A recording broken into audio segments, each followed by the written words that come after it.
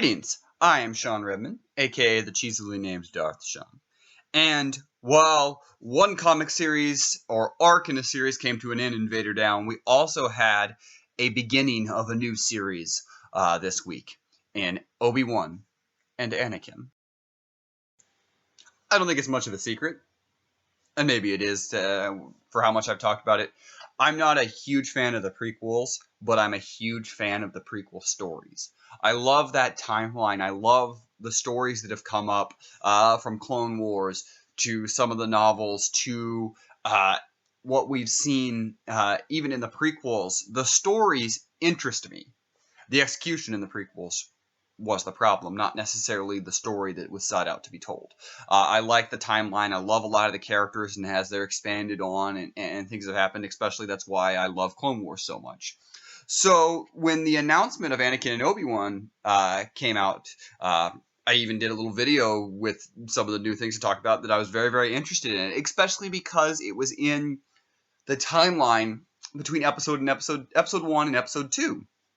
And to this point, we really don't have much story in between there, and that was really interesting. As well as we don't have a ton of information on the actual training of Anakin Skywalker.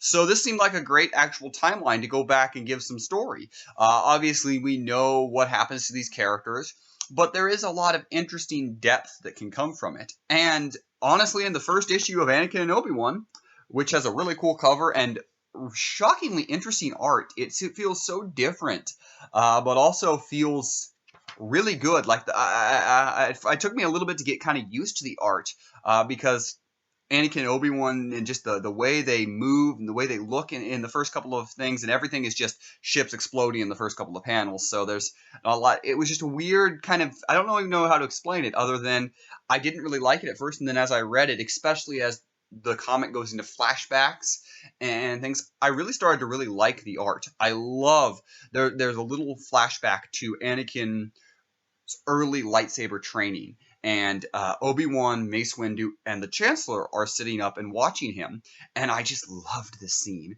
because you see other Jedis, other just Padawans realize, ooh, Anakin kind of is a slave to his emotions.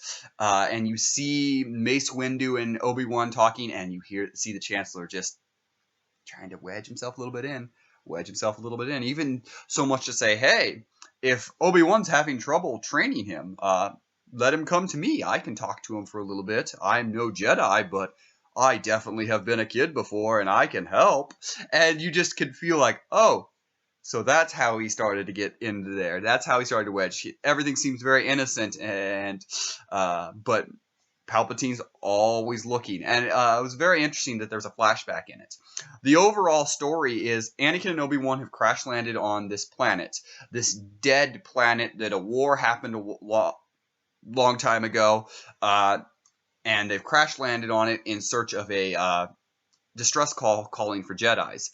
They find that there is some battle going on this planet of basically blimps flying over and battling, and they've gotten involved and met two females. And that's where it basically ended, was meeting these two new characters.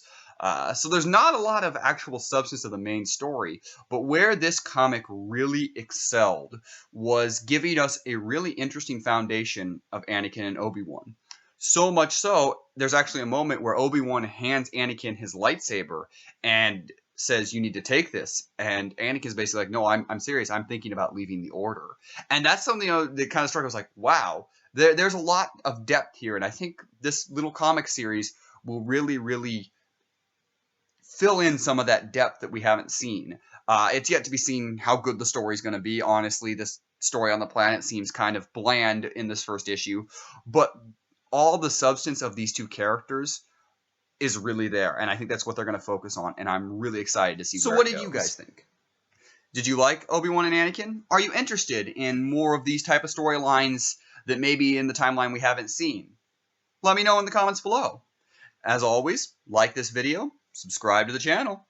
I am Shawn Redman, aka the cheesily named Darth Shawn, and may the Force be with you. Always.